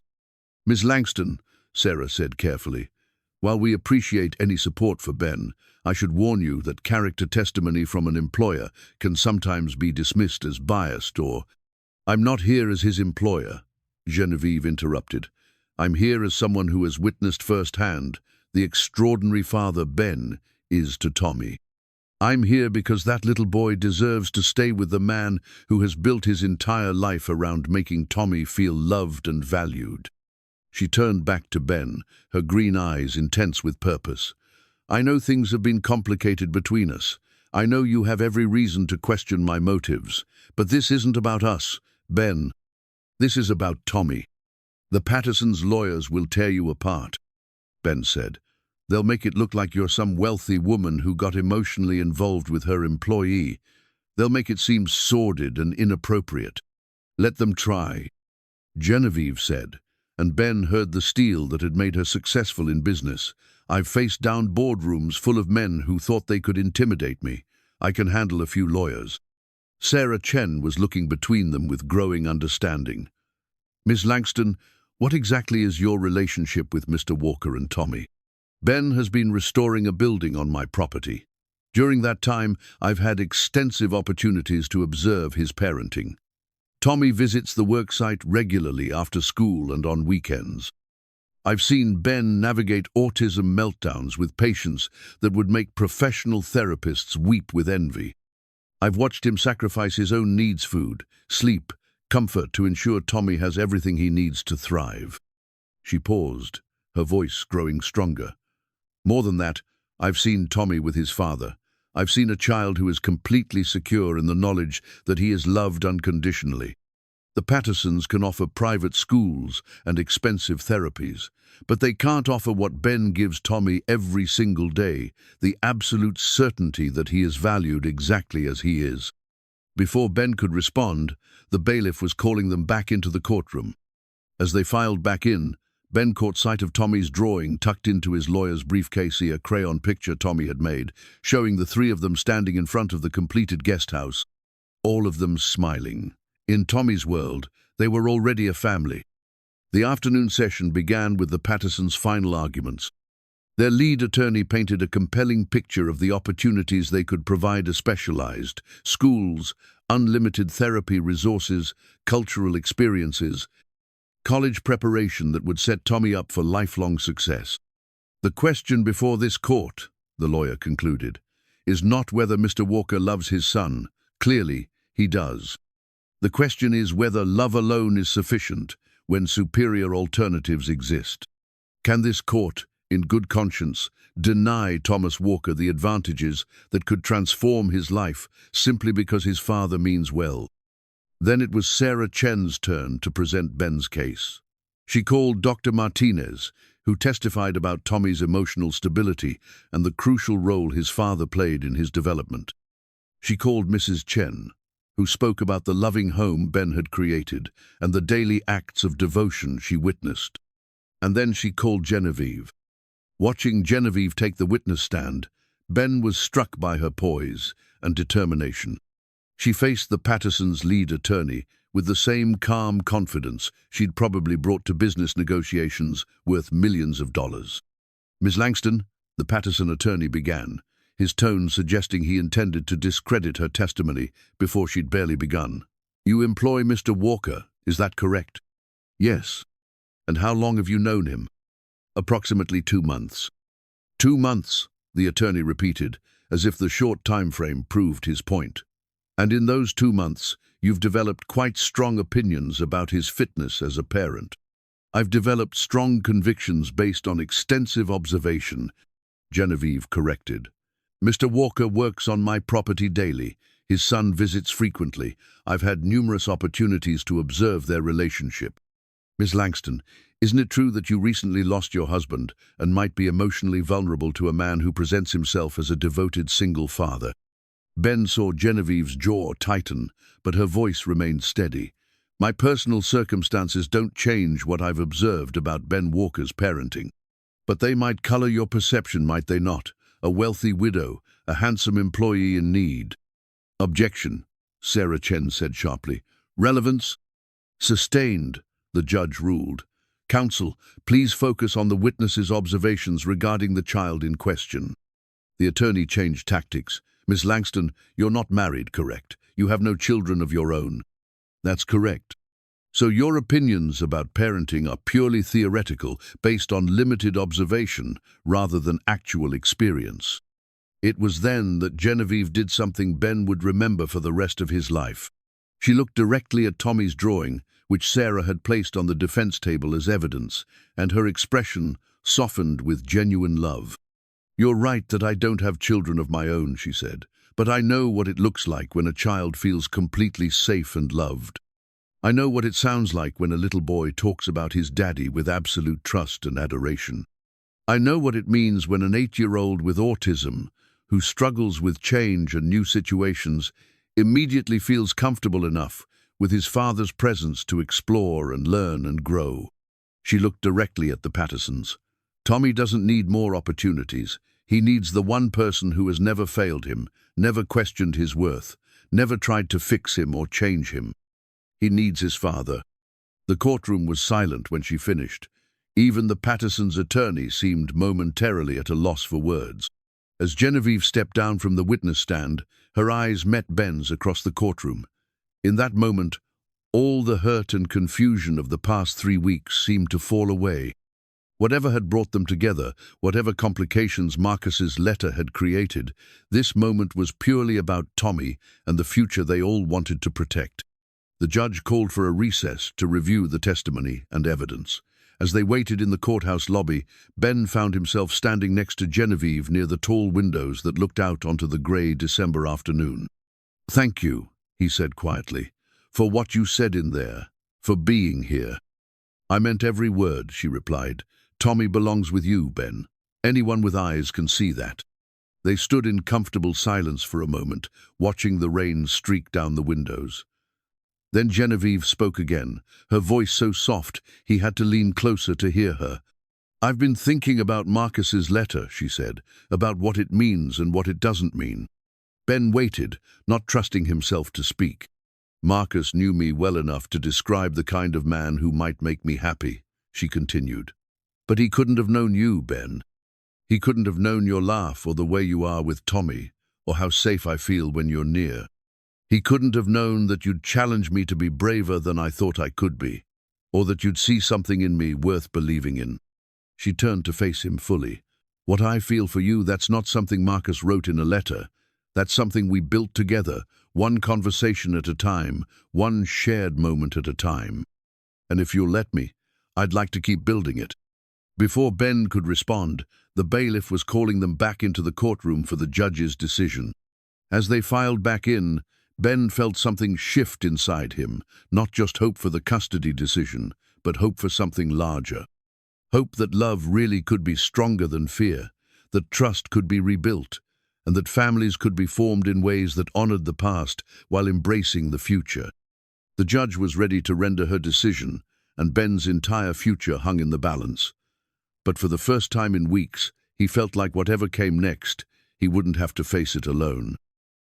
Judge Patricia Morrison was a woman in her 60s with silver hair and intelligent eyes that had seen every kind of family drama the court system could produce. She looked over her reading glasses at the assembled parties with the weary wisdom of someone who understood that there were rarely perfect solutions, only degrees of imperfection that had to be weighed and measured. "This case," she began, her voice carrying the authority of 25 years on the bench, "presents the court with a difficult decision between two loving options for Thomas Walker's future. Both parties clearly want what they believe is best for the child." Ben felt his heart hammering against his ribs. Beside him, Sarah Chen sat perfectly still, her pen poised over her legal pad, but her attention completely focused on the judge's words. "The petitioners, Mr. and Mrs. Patterson, have demonstrated significant financial resources and educational opportunities that could benefit Thomas. They have presented compelling evidence of specialized programs, therapeutic interventions, and long-term planning that would address Thomas's unique needs as he grows into adulthood." Ben's stomach dropped. The judge's tone suggested she was building toward a decision that would tear Tommy away from everything he'd ever known. "However," Judge Morrison continued, and Ben felt a flutter of desperate hope, "this court must also consider the profound importance of emotional stability and continuity of care in a child's development, particularly for a child with autism spectrum disorder." She looked directly at Ben, and he saw something in her expression that might have been sympathy. "Mr. Walker, the testimony presented today paints a picture of a father who has consistently prioritized his son's well-being above his own comfort and convenience. Dr. Martinez's reports indicate that Thomas has made remarkable progress under your care, and that progress appears to be directly linked to the security and unconditional acceptance he receives in your home." The judge paused, consulting her notes. Ms. Langston's testimony was particularly compelling. As an objective observer with no familial connection to either party, her descriptions of the father-son relationship carry significant weight with this court. Ben glanced at Genevieve, who was sitting in the gallery behind him. Her face was composed, but he could see the tension in her shoulders, the way her hands were clasped tightly in her lap. "That said," Judge Morrison continued, and Ben's hope wavered again, "this court cannot ignore the practical realities of Mr. Walker's financial situation. The evidence shows a pattern of economic instability that has, at times, impacted Thomas's access to consistent therapy and educational support." David Patterson leaned forward slightly, sensing victory within reach. "Therefore," the judge said, her voice taking on the formal tone of legal decision-making, "this court awards temporary custody of Thomas Walker to his father, Benjamin Walker, with the following conditions." Ben's knees nearly buckled with relief, but the judge wasn't finished. "Mr. Walker, you will have 90 days to demonstrate improved financial stability and housing security. During this period, Thomas will remain in your care, but social services will conduct monthly evaluations to ensure his needs are being met adequately." She looked sternly at Ben over her glasses. "If, at the end of 90 days, this court finds that Thomas's circumstances have not improved sufficiently, we will revisit the custody arrangement. The Pattersons' petition will remain active during this probationary period." Sarah Chen was writing furiously, but Ben barely heard the specific conditions the judge was outlining. Tommy was staying with him. For now, at least, they were safe. "Furthermore," Judge Morrison added, "this court strongly encourages all parties to consider Thomas's best interests above personal grievances. Mr. and Mrs. Patterson, your desire to be involved in your grandson's life is understandable and could be beneficial to him. Perhaps supervised visitation could be arranged to allow Thomas to develop a relationship with his maternal grandparents while maintaining stability in his primary home. The Pattersons' lawyer was already whispering urgently in David Patterson's ear, no doubt explaining the implications of the conditional victory.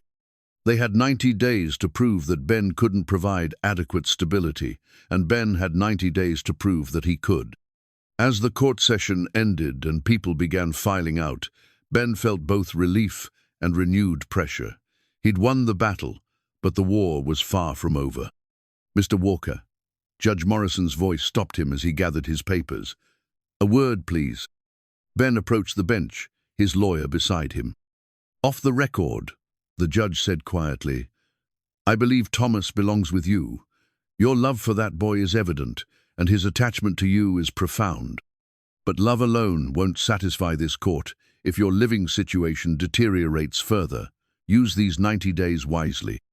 Outside the courthouse, Ben found himself surrounded by a small crowd of supporters.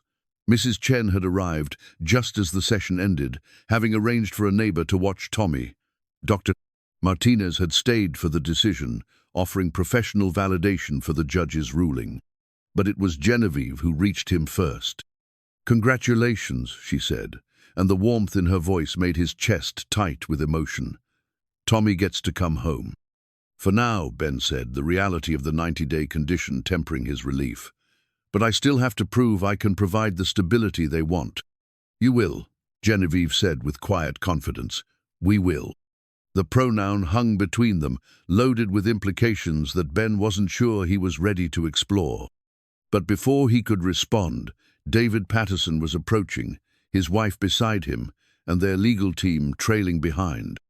"Mr. Walker," David said, extending his hand with stiff courtesy, "congratulations on today's outcome." Ben shook the offered hand warily. "Thank you. I want you to know that our interest in Thomas's well-being hasn't ended." Margaret Patterson added, "We hope you'll consider allowing us to be part of his life, as the judge suggested." Ben studied their faces, looking for signs of continued hostility or manipulation. What he saw instead was something he hadn't expected: genuine grief for the daughter they'd lost and sincere concern for the grandson they barely knew. "Tommy is a good kid," Ben said carefully. "He deserves to know about his mother's family, to understand where he comes from. But any relationship has to be on his terms, at his pace." "Of course," David said quickly. "We understand that. We want to be part of his life, if you'll let us." It was a conversation that would require time and careful consideration, but for the first time, Ben could see a path forward that didn't involve lawyers and court battles. Maybe, with patience and compromise, they could all find a way to put Tommy's needs first. As the Pattersons walked away with their legal team, Ben turned to find Tommy racing across the courthouse plaza, Mrs. Chen following behind with an indulgent smile. "Daddy!" Tommy launched himself into Ben's arms with the complete trust that only children possess. "Mrs. Chen said you had to talk to important people about where I live. Did you tell them I live with you?" "I did, buddy," Ben said, holding his son close and breathing in the familiar scent of his shampoo and the lingering smell of the art supplies from his day program. "I told them we're a family, and families stick together." "Good," Tommy said with the matter-of-fact certainty that cut straight to the heart of things. "I like our family. Can we go home now?" Ben looked around at the people who had gathered to support them, Mrs. Chen with her worried but loving smile, Dr. Martinez with his professional satisfaction at seeing his young patient's stability preserved, Sarah Chen with her briefcase full of legal strategies for the challenges ahead, and Genevieve, standing slightly apart, but watching with an expression that made Ben's heart skip in ways he was finally ready to acknowledge. "Yes," Ben said, lifting Tommy higher in his arms. "Let's go home." But as they walked toward their respective cars, Ben realized that the definition of home was evolving in ways he was only beginning to understand. The next 90 days would determine not just where Tommy lived, but what kind of future they might build together, all of them. The completed guest house gleamed in the pale December sunlight, every detail finished to perfection. Ben stood in the doorway, taking in the space that had consumed his days and, if he was honest, his heart for the past 2 months. The custom windows caught the morning light exactly as Marcus had envisioned. The built-in storage cabinets were fitted with precision that would last generations, and the wide plank floors reflected years of careful craftsmanship.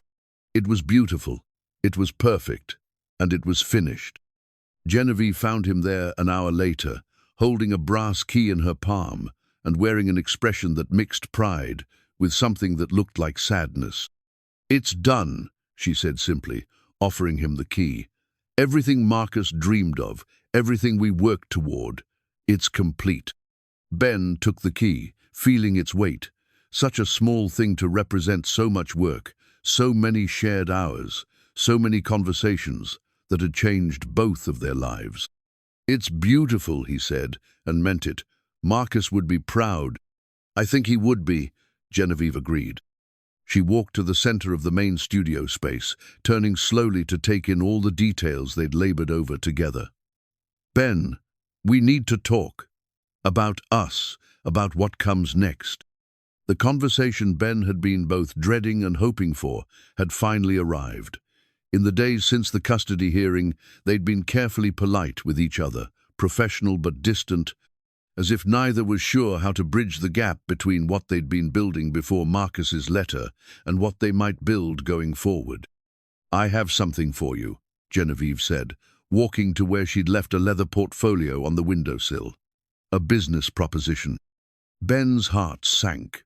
After everything they'd been through, after the letter and the hearing and the tentative steps toward understanding they'd taken in the courthouse, she was offering him more work. Professional distance disguised as opportunity. "Genevieve, if this is about the 90-day requirement about proving stability—" "It's not charity," she interrupted, opening the portfolio and pulling out a set of documents. "It's a legitimate business opportunity, if you're interested." She handed him the papers, and Ben read with growing amazement. It was a business plan for a high-end restoration company, specializing in historic properties and custom woodworking.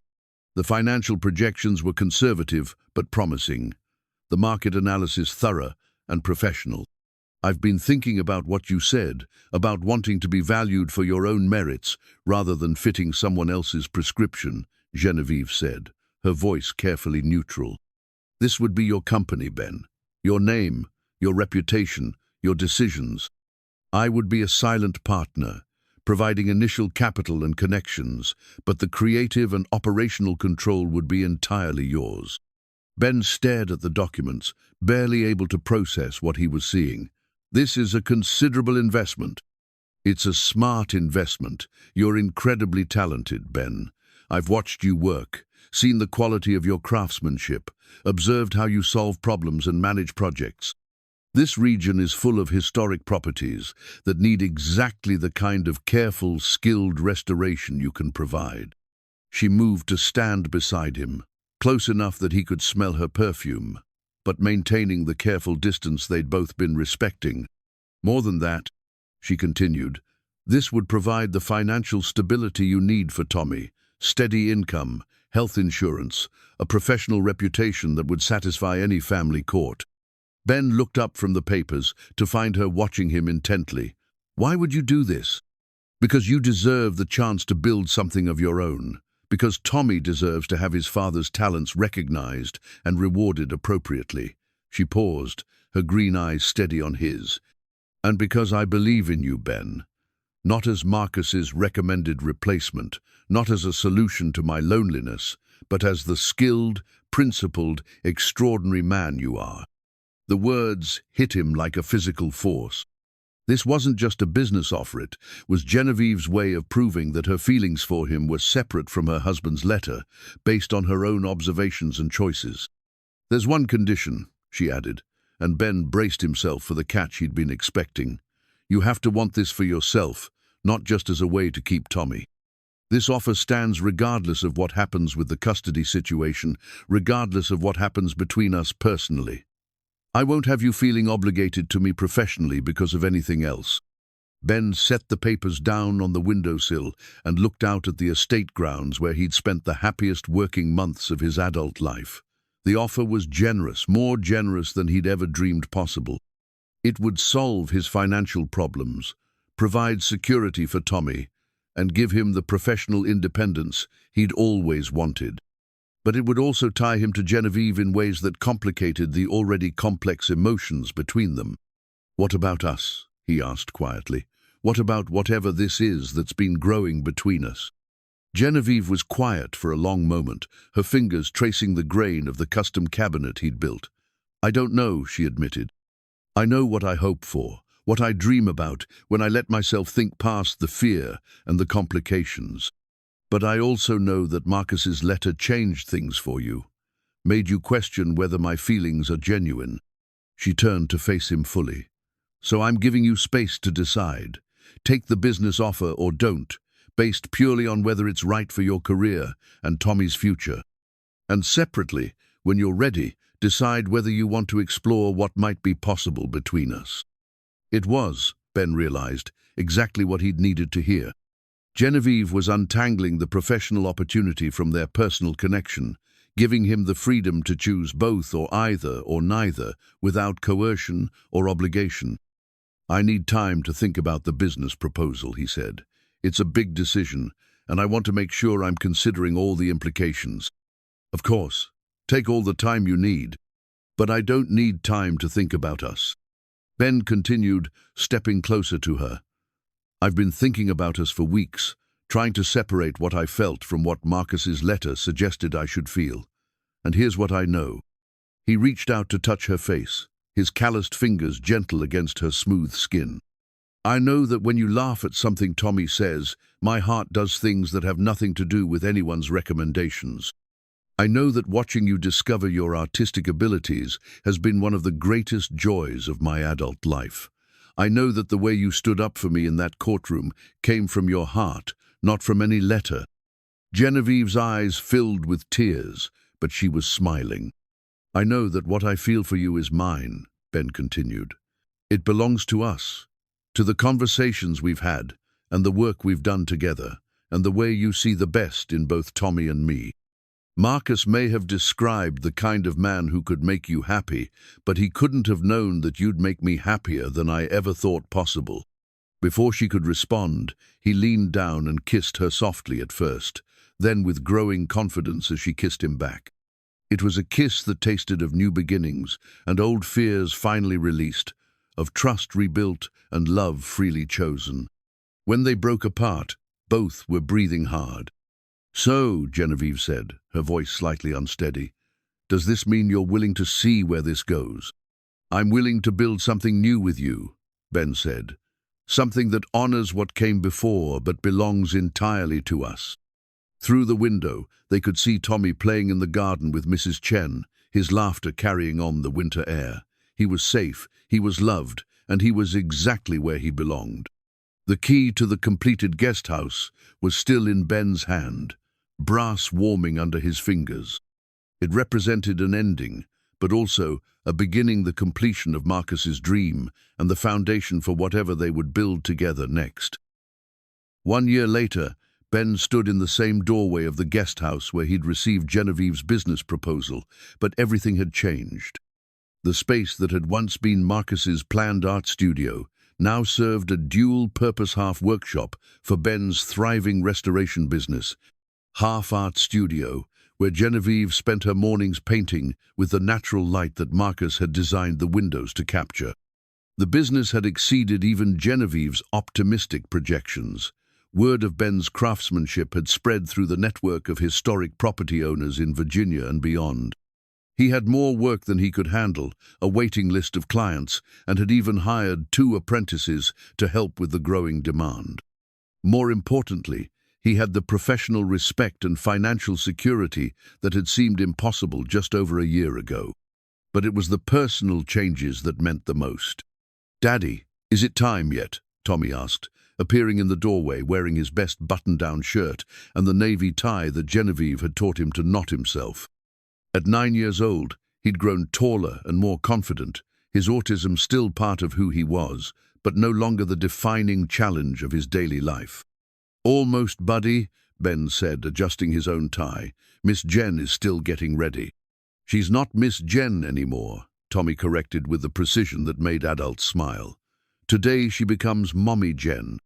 The title had been Tommy's idea, coined during one of the family meetings they'd started having to discuss important changes before they happened. Ben and Genevieve had planned to let Tommy choose what to call her after the wedding, but he'd solved the problem himself with characteristic efficiency. "You're right," Ben said. "Today she becomes Mommy Jen." Through the window, Ben could see the wedding guests gathering in the garden. It was a small ceremony. Mrs. Chen and Dr. Martinez, Sarah Chen and her family, some colleagues from Ben's new business, and Genevieve's brother who'd flown in from California.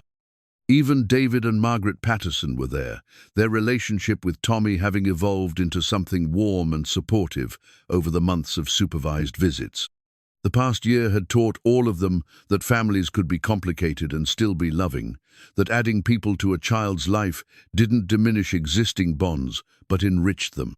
"Ben," Genevieve's voice came from behind them, and both father and son turned to see her standing in the main doorway of the house. She wore a simple cream-colored dress that complemented her auburn hair, which she'd left loose the way Tommy liked it.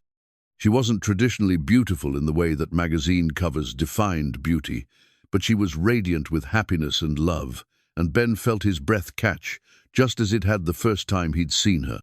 "You look beautiful," Tommy announced with his characteristic honesty.